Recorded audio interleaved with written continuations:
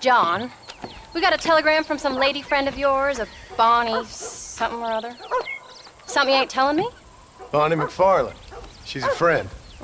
Saved my life when I went after Bill and nearly got myself killed again. Oh, and now you two's in the habit of sending each other letters. How very nice.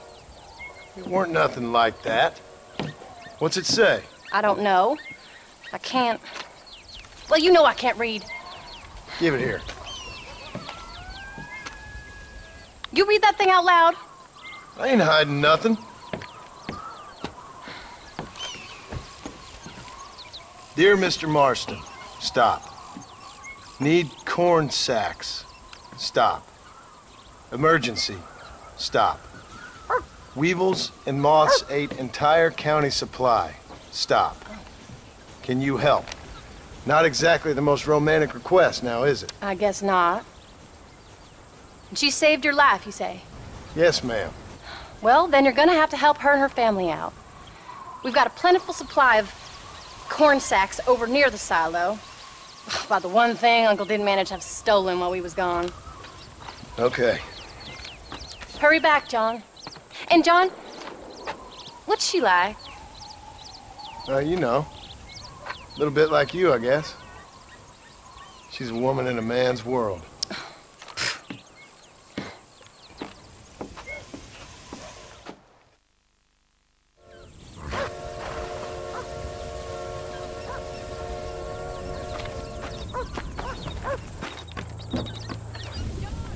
Wait! Maybe I should meet this McFarland woman. Well, come on then. Let's get going.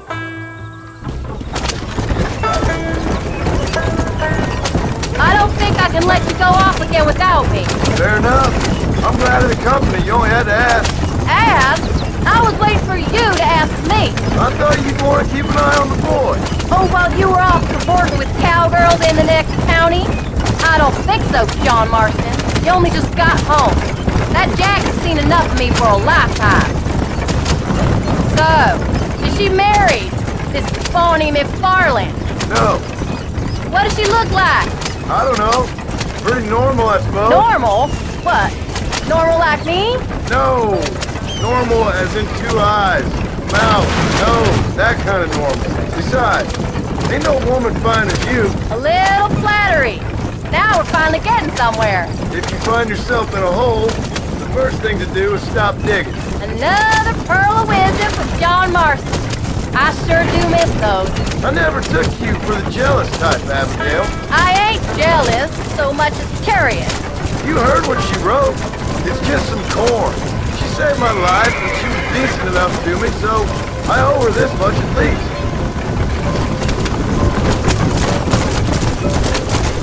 How did she save your life anyway? She found me half dead on the side of the road and took me to the doctor.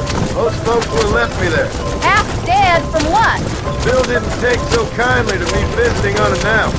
Bill never did like surprises. How was he? Same as he was when we left. Angry and dumb.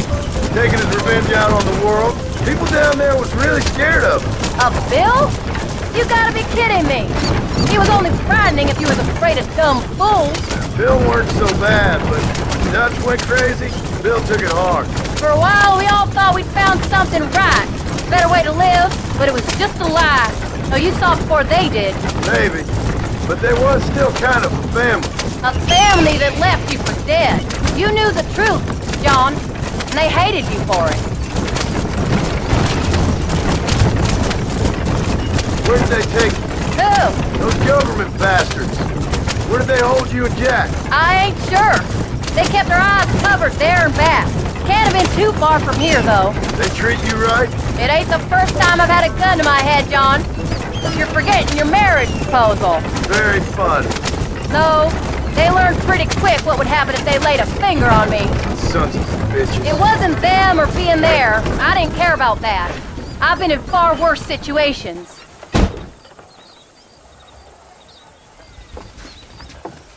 You came. Thank you so much. We lost the entire harvest. Miss McFarland, I'd like you to meet my wife, Abigail. Oh, ain't you quite the gentleman all of a sudden? It's a pleasure to meet you, Mrs. Marston. Likewise. Thank you for saving my husband's life. And for teaching the miserable goat some manners, among other things. I didn't teach him anything. I know better than to try to change a man. You should meet my father. Oh, people can change, Miss McFarland. John and I have to believe that more than anybody. This is a decent first harvest for you, John. You should be proud. That's good land you got there. How are you feeling, Mrs. Marston? From what your husband told me, it must have been awful for you.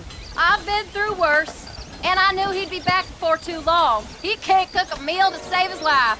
Abigail, in my darkest hours, when I was most homesick, just the thought of one of your rat meat stews kept me pushing forward. Well, about as amusing as a weeping saddle sore, ain't he, Mr. McFarland? You're gonna start yammering about women's work, John. I'd say you might be in the wrong company. I'd say so, too. I never felt so outnumbered.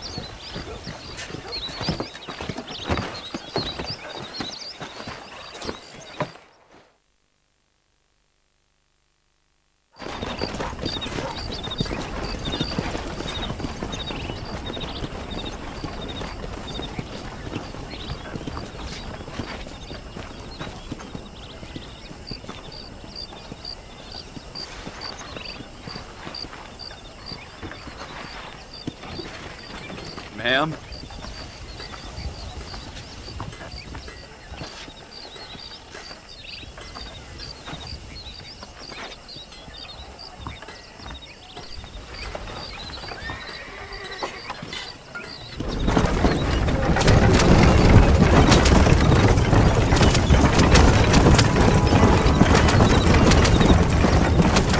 So that was the famous Bonnie. That was her, all right. She's pretty. She's normal, like I said. Well, you always wanted to be a rancher. I'd have thought she'd be just your thing. The perfect rancher's wife, if I ever saw one. I already got a rancher's wife. I'm only teasing. I like her, and I'm glad she saved your life. Most of the time, anyways. The McFarlands are good people. She did blush redder than a shepherd's sunset when she saw you, though. I have that effect on women. You clearly had one too many blows to the head. You ain't wrong about that, Mrs. Marston. That's quite a ranch they got there. That'll be us someday. As soon as we get back on our feet. I don't know, John.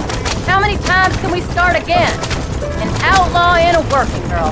We ain't exactly farmers. We are now. Forget that life. It's over. Do you really believe that? We have to. It's the only way we'll ever have a future. The life we led, that doesn't go away. It's never over. You think those government men are just gonna leave us alone now? The old gang's dead. I did what they asked. And that's it? The life's crime forgiven? We're back together, ain't we? Until they decide you owe them something else. Sometimes I think I was the stupid one for believing I could get out. Maybe Dutch, Bill, and Javier were just being honest with themselves. You ain't perfect, John, and I sure ain't. But you're better than they are, than they were. Maybe we can't change, but we gotta try, for Jack's sake. Even if we have to start again 100 times. It's better than going back to what we were. How's Jack doing? Angry, upset. He's been through a lot. I hope he's gonna be alright. It's gonna take time. For a while, his world was safe. Normal, even. Then it got turned upside down again. He ain't saying much about it. I've tried to talk to him, but how do you explain any of it? What do you say when he asks about Uncle Bill and Uncle Dutch? They were family when he was a little boy. He hides away in those books of his. Wouldn't you? It ain't like the real world's done him many favors. He's just been kidnapped. He grew up with the gang. That's no life for a boy. We did our best to protect him. Come on, John. He saw things no boy should see. Well, now we got a chance to make it right.